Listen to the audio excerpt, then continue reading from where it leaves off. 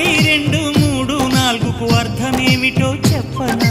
చెప్పుకో, త్వరగా చెప్పుకో. ఒకటంటే ఒకటిగా అడుగేద్దాం, రెండంటే రెండు గుండెలను ముడిపెడదాం, మూడంటే మూడు ముళ్ళేసి ఆ తర్వాత నాలుగు కాలాల పాటు కలిసుందాం.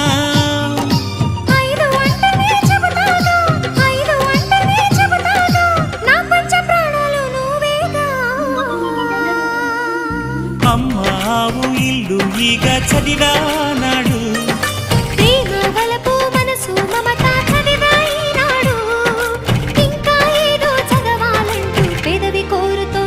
భలేగా కొత్త చదువు చదువు, ఇలా నా ముద్దు కవిత చదువు, చెలి మురిపాల కథలు చదువు.